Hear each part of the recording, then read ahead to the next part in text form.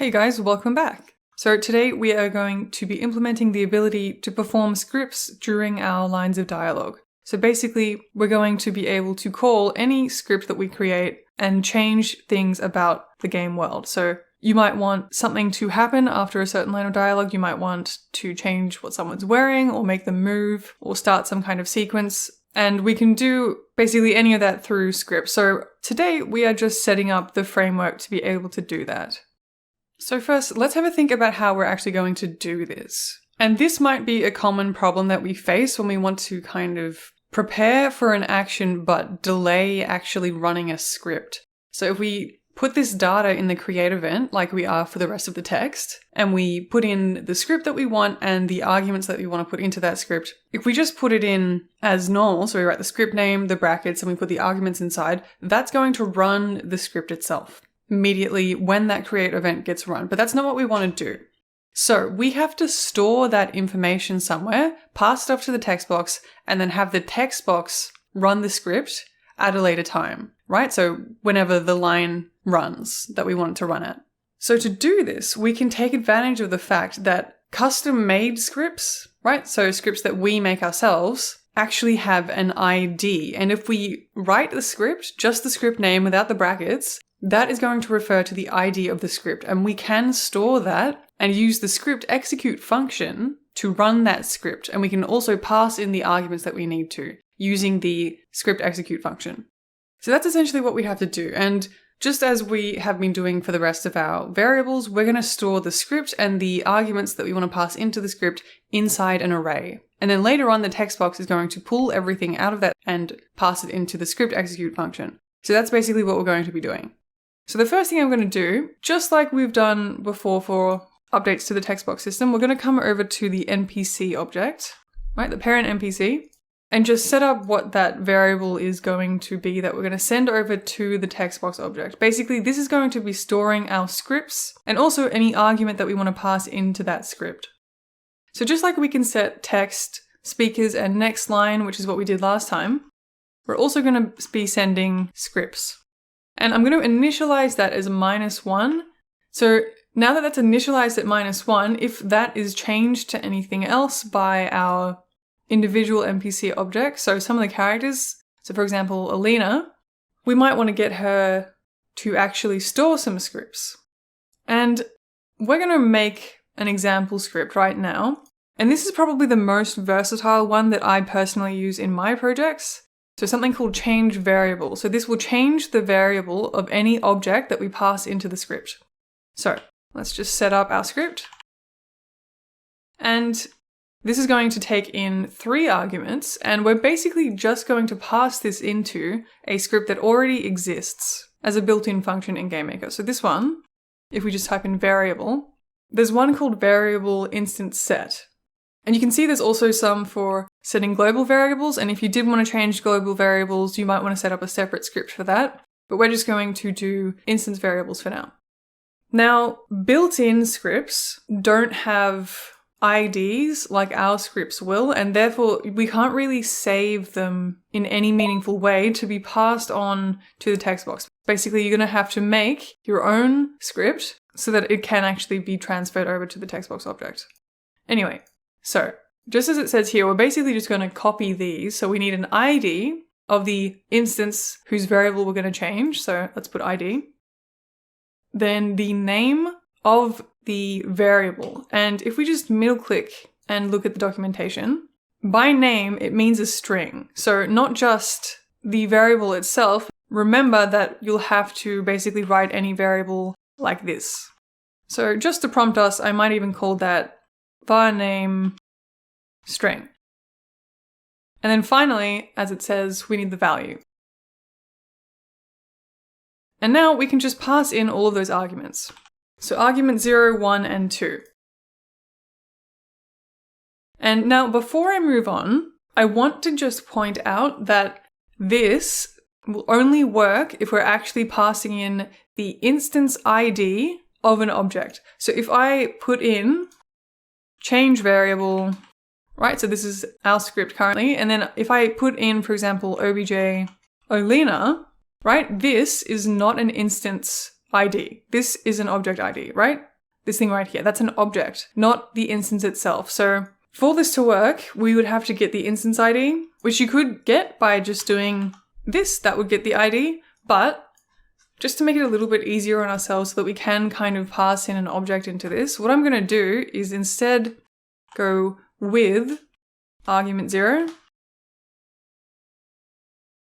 and then have it perform this function using its own ID. And this also means that if I pass in an object index, that it's going to go with every single object and have them all perform this. So if you want, you can, that's kind of like an added functionality to this script. That might not be the behavior that you want, but that's how I'm just going to set it up because that's what I found helpful in my projects.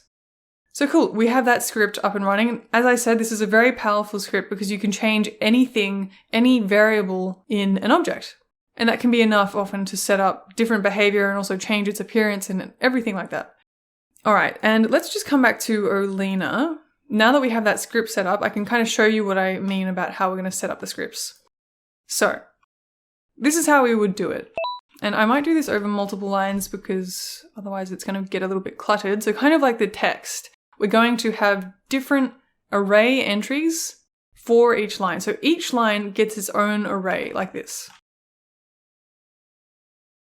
And in that array, we're going to put the script in the first entry and then any arguments in the subsequent entries. So for example, our change variable, and now we put in the arguments. So as an example, we could change anything about our character. So for example, let's do something visual just so that we can see it changing. So how about we change this variable right here so we can change what she's actually wearing. So firstly, we have to put in our ID. And then, like I said, we'd put this in a string, not the actual variable itself. That's just how the function works. And then we put in the new value. So let's go SPR. So at the moment she's wearing red, so let's just change it to white. And for the other ones, let's not have any changes at all. So let's just put -1 for everything. So, because remember, that was our kind of stand-in for saying that we don't want any function to be run. But we do want to put something here. We don't want to just leave this as 0 or something because that would actually be a proper script. Like a lot of things in GameMaker, the IDs for the scripts are equal to numbers. All right, so using this format, that is how we want to pass in scripts into our text box. And once we have that set up, we'll also put in the ability to put in different scripts depending on what the player chooses in a choice line, but we'll do that in a moment. So let's just get the basics running first. So let's come over to our Textbox object. All right, and we had to have a little think here. When do we want that line to actually be performed? We don't actually want to put it in here because this is all run after the page variable right here is incremented. So technically, if we were then selecting which entry of the array in the NPC to access, it would kind of be one more than it should be, which is not what we want. So I am instead going to get it to run here before page actually gets incremented. And instead of just having a big bunch of code right here, I'm going to actually put this in an event similar to this. So we're going to make an event, another user event, and we'll just use user event 2.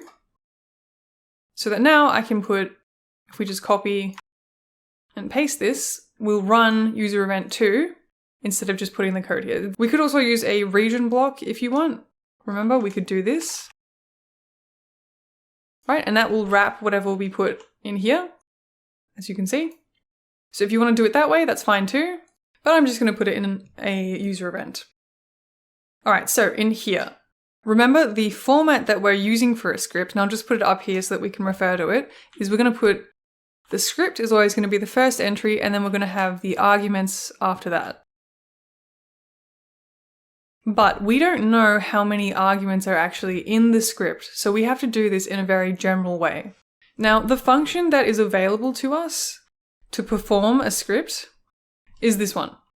So this one lets us pass in a script index, which is what I was saying. So just as we were doing up here, if you write in a script like this without these brackets right here, then you're actually just referring to the index of the script and you're not going to make it run. So that is what we want to pass in.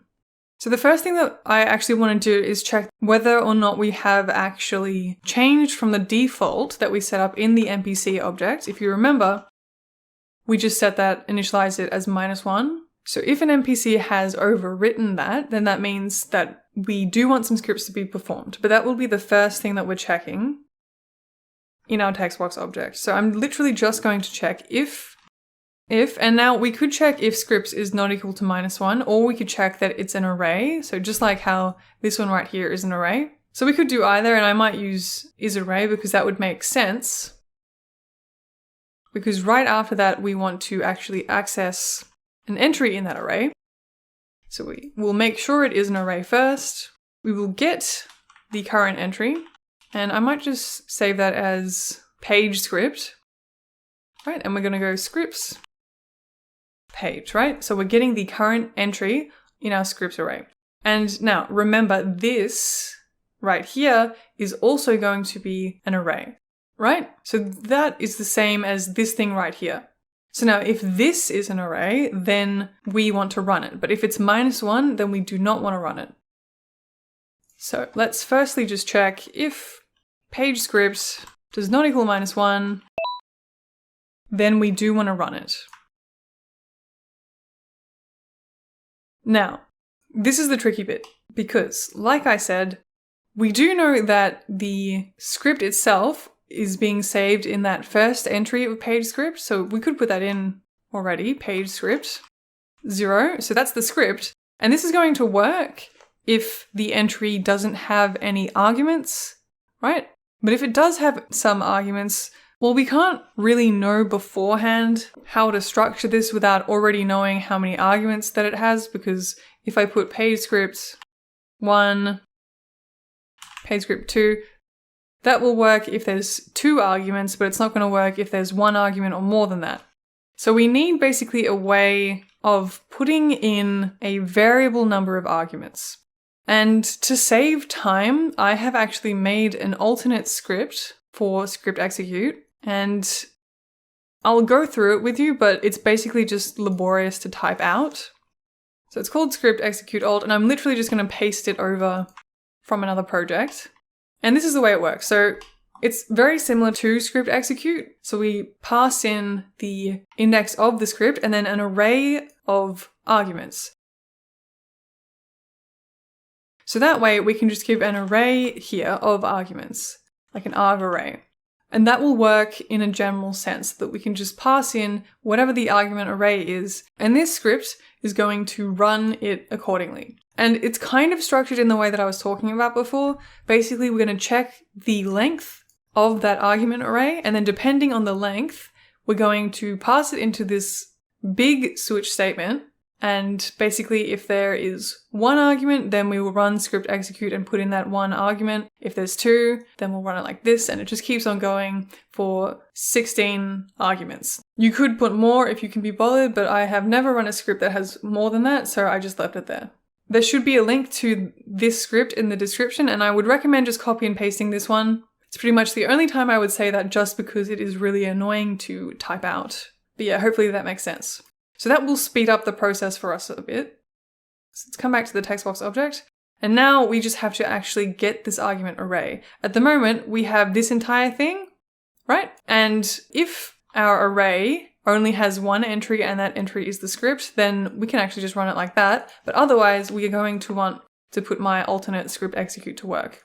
And in that case, what I'm actually going to do is grab this part of the array, save it in a arg array variable, and we can put it into my script.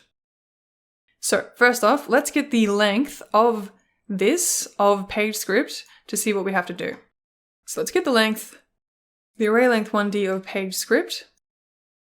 As I said, if that is equal to 1, then we can just run this.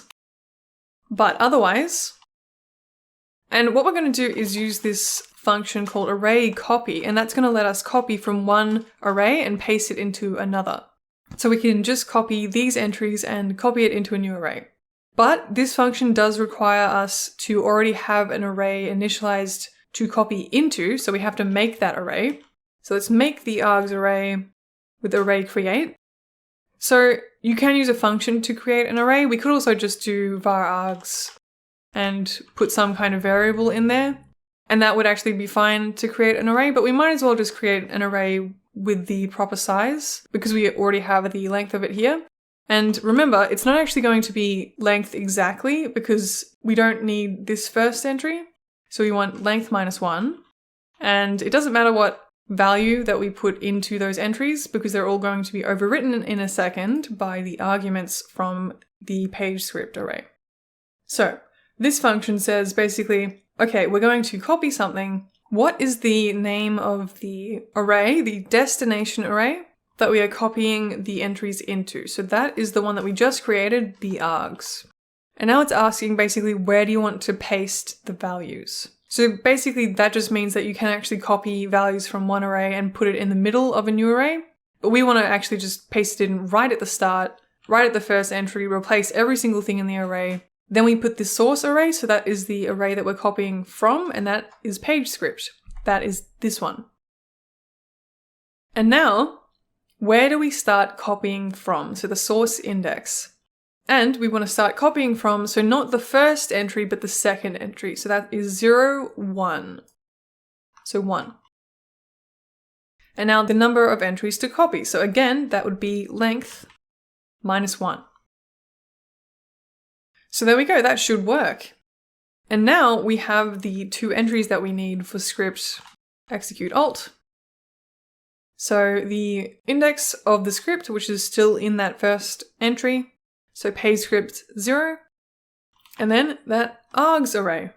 There we go. And that should be it. So if we give it a run, hopefully everything will be working. We go and talk to Alina. She should change her shirt when we first talk to her. So let's go talk to Alina. Okay, so it hasn't actually worked. All right. So a lot of the time I actually just take out when I've made a mistake in a video, but this is actually a really common error that I see. So this is when it basically says this variable has not been set before reading it. So this means that this scripts variable belonging to obj textbox doesn't exist. So it doesn't exist in the text box. We are expecting that it does because we are trying to access it here, which is what it says. It's trying to access it on line 3 of the other event, which is right here. And we are expecting it to exist because we're expecting that it received a scripts variable from our NPC object, but we didn't actually do that. I forgot to actually do that. So let's head over to the player in its step event and down in its collision section, when we create the text box, we also want to be handing over that scripts variable now. And then inside this script, let's add that new entry here and let's pass it over to the text box right here. All right, it should work now.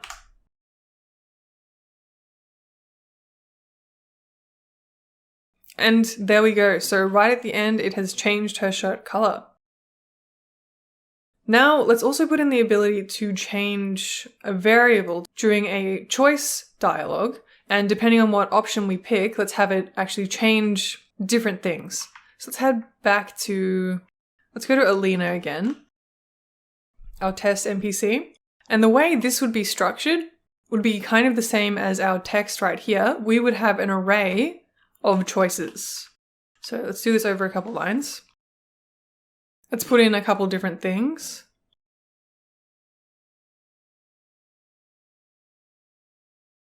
So let's change it to something different. So let's change it to, let's say, this one in that case, and maybe we'll just change it back to red if we choose the second one. So that's how we want to structure it, but now we have to make this work in the text box object.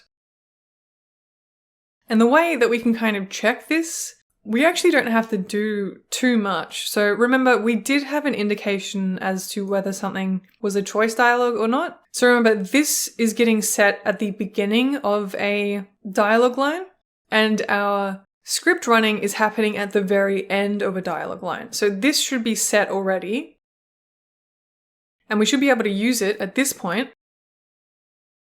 So in the event that we are doing a choice dialog, then we know that page script, so this thing right here, is actually going to be kind of this double array. So as it stands, this code isn't going to work for us during a choice dialog. It would throw an error. So we have to kind of pull out one of these depending on what we've chosen and then use that. So what I'm going to do is basically just update this variable to B, because remember, currently this right here will be referring to this entire thing. So this array within an array kind of thing. And we just need to select one of these entries, depending on whatever choice is. So we can just do page script choice.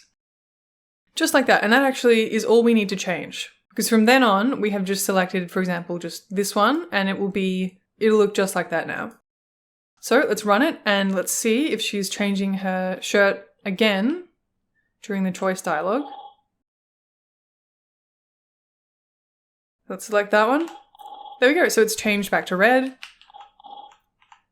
And if we choose the top one, there we go. She's changing it to the other clothing item. All right, so that is it. We've set up our text system to be able to take in scripts. And basically, from that point, you can make as many scripts as you want. You'll be able to throw that into the dialog system and it can perform any script that you want in the game. So this is a really powerful way to make meaningful change in the game. You could literally use change variable to update an object's X and Y position. You can change its appearance, like I said. And maybe in the next video, just as an example, we'll go through some more scripts that we could develop, some just examples, such as changing the camera. But I do encourage you to try and make your own scripts and make changes in the game world. All right, so thanks very much for watching. I hope you guys are well. I will see you next time.